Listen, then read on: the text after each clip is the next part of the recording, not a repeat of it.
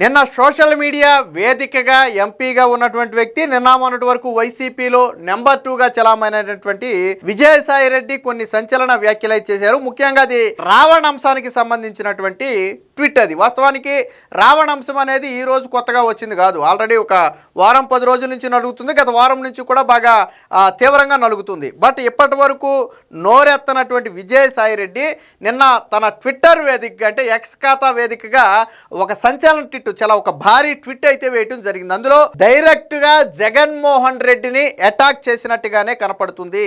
ఆయన ఒక మాట చాలా స్పష్టంగా చెప్పాడు. అందులో అంటే సింపుల్ గా చెప్తున్నాను మీకు, సనాతన ధర్మం మీద గాని భారతదేశం మీద గాని హిందూ మతం మీద గాని దాడులు చేసి వ్యాఖ్యలు చేసే వారిని ఉరి తీసినా తప్పు లేదు అన్నట్టుగా ఆయన మాట్లాడాడు. యావజ్జీవ కారాగార శిక్ష విధించవచ్చు లేదా ఉరి తీసినా తప్పు లేదని మాట్లాడటమే కాకుండా ఇలాంటి వారికి సపోర్ట్ చేసే వారికి కూడా అటు ప్రజలు ఇటు చట్టం ఇద్దరూ కూడా బుద్ధి చెప్పాలి అని చెబుతూనే స్వయంగా వైసీపీ పార్టీ పేరును పెట్టి, జగన్ పేరు పెట్టల, వైసీపీ పార్టీ పేరును పెట్టి వైసీపీ పార్టీ డైరెక్ట్ గా రావణ్ కి ప్రకాష్ రాజ్ లాంటి వాళ్ళకి సపోర్ట్ చేస్తుంది అంటే ఇది దేశం మీద దాడి చేయటమేనని చెప్పి డైరెక్ట్ గా వైసీపీ పార్టీని అటాక్ చేశాడు. సో మరి ఇన్ని రోజుల తర్వాత ఆయన బయటకు వచ్చి ఎందుకు అటాక్ చేశాడు అనేది ఇక్కడ ఒక క్వశ్చన్ మార్క్ గా ఉంది.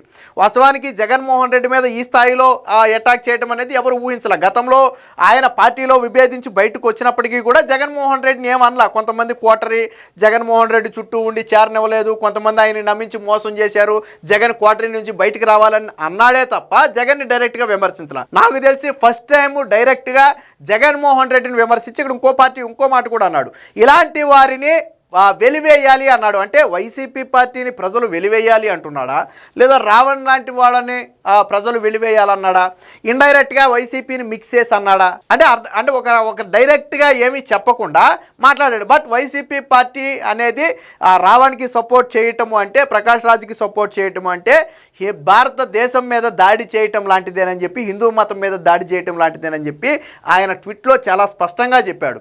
అలాగే రావణ్ మీద కూడా డైరెక్ట్గా అతను పేరు పెట్టలేదు, కానీ కొంతమంది ఈ మధ్యన నల్ల కళ్ళద్దాలు పెట్టుకుని సూటు బూటు వేసుకుని సభల్లో రెచ్చిపోయి మాట్లాడటం ఒక ఫ్యాషన్గా మారిందని చెప్పి రావణ్ని ఉద్దేశించి అన్నాడు. మొన్న ఈ రావణ్ ఈ క్రైస్తవ సభలోకి వెళ్ళి చేసినటువంటి వ్యాఖ్యల తర్వాతే ఇదంతా కూడా నడిచింది. సో రావణ్ని ఉద్దేశించి కూడా డైరెక్ట్గానే అన్నాడు. అలాగే 2 తెలుగు రాష్ట్రాల్లో ఉన్నటువంటి ప్రభుత్వాలతో పాటు కేంద్రంలో ఉన్నటువంటి బీజేపీ కూడా ఇలాంటి వారి మీద కఠిన చర్యలు తీసుకోవాలి, అవసరమైతే చట్ట సవరణలు కూడా చేయాలి అని చెప్పి ఒక వ్యాఖ్య అయితే మాట్లాడటం జరిగింది. సో ఎందుకు ఈ స్థాయిలో అంటే ఒక రకంగా ఏంటంటే ఏదో బీజేపీ స్టాండ్ డైరెక్ట్గా విజయసాయి రెడ్డి తీసుకున్నాడా, బీజేపీలోకి ఏమన్నా వెళ్ళాలి అనుకుంటున్నాడా, వాళ్ళ మనసులో ఏమన్నా పడాలి అనుకుంటున్నాడా అనే అనుమానం కూడా కలుగుతుంది. స్వయంగా విజయసాయి రెడ్డి ఏం ట్వీట్ చేశాడు అనేది ఒకసారి చూస్తే మీకు ఆ ట్వీట్ చూస్తే మీకు అర్థమవుతుంది. సో ట్వీట్ అనేది పెద్ద గుంట మూల 2 ముక్కల కింద చేసాం, ఒకసారి ఇక్కడ చూద్దాం. ఇది విజయసాయి రెడ్డిది. రావణ్ ప్రకాష్ రాజులు ఎక్కడి నుంచి పుట్టుకు వస్తున్నారు, వీరికి మద్దతు ఇస్తున్నది ఎవరు, వీరు ఏ సంస్కృతికి వారసులు, వీరి తండ్రులు తాతలు ఎవరు, వీరి మూలాలు ఎక్కడున్నాయి, తెలుగు రాష్ట్రాల్లోని ప్రతి ఒక్కరూ ఆలోచన చేయాలి. హిందూ సోదరులు నిజమైన భారతీయ దేశభక్తి భావాలు కలిగిన వారు కొన్ని విషయాలను గమనించాలి.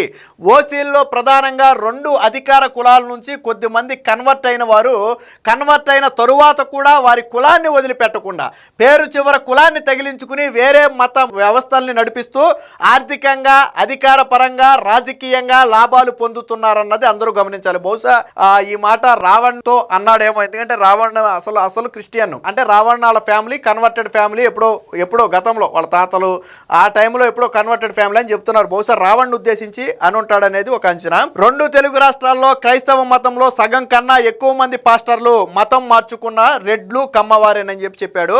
అత్యంత గొప్పదైన మన భారతీయ సంస్కృతి మీద, మన దేవతల మీద, మన హిందూ మతం మీద, మన దేశం మీద ఎలాంటి తప్పుడు వ్యాఖ్యలు ఏ కులానికి ఏ మతానికి చెందిన వారు చేసినా ఇటు సమాజం బుద్ధి చెప్పాలి, అటు చట్టం అలాంటి వ్యాఖ్యలు చేసిన వారికి యావజ్జీవం లేదా ఉరి శిక్ష విధించాలి. నేను ఇందాక అదే చెప్పా, రావణ్ లాంటి వ్యక్తులకు యావజ్జీవ కారాగార శిక్ష లేదా ఉరి శిక్ష, ఈ రెండిట్లో ఏది విధించినా తప్పు లేదు అని చెప్పి ఇండైరెక్ట్ గా చెప్పాడు. ఇండైరెక్ట్ గా ఉంది, డైరెక్ట్ గానే చెప్పాడు. మతం మీద కులం మీద ఎవరైనా సరే వ్యాఖ్యలు చేస్తే, దేశం మీద మతం మీద చేస్తే అలాంటి వారికి ఉరి శిక్ష యావజ్జీవ కారాగార శిక్ష విధించినా తప్పు లేదని చెప్పాడు. అవసరమైతే ప్రభుత్వం చట్టాలని సవరించాలి, ఆ వ్యాఖ్యల్ని సమర్థించే వారికి వారికి కూడా అదే స్థాయిలో గుణపాఠం నేర్పాలి. అంటే ఈ పదం ఎవరికంటే అదే స్థాయిలో గుణపాఠం నేర్పాలి అనే పదం ఎవరికంటే జగన్మోహన్ రెడ్డి. ఏమన్నాడు ఇక్కడ చూడండి, ఆ వ్యాఖ్యల్ని సమర్థించే వారికి కూడా అదే స్థాయిలో గుణపాఠం నేర్పాలి. ఎవరు సమర్థిస్తున్నారు? వైసీపీ పార్టీ సమర్థిస్తుంది, జగన్ సమర్థిస్తున్నాడు. జగన్ ఓపెన్ గానే సోషల్ మీడియా వేదికగా రావణ్కి అండగా ట్వీట్ చేశాడు కదా. సో కాబట్టి జగన్ సమర్థిస్తుంటే జగన్ లాంటి వాళ్ళకు కూడా గుణపాఠం చెప్పాలని చెప్పాడు.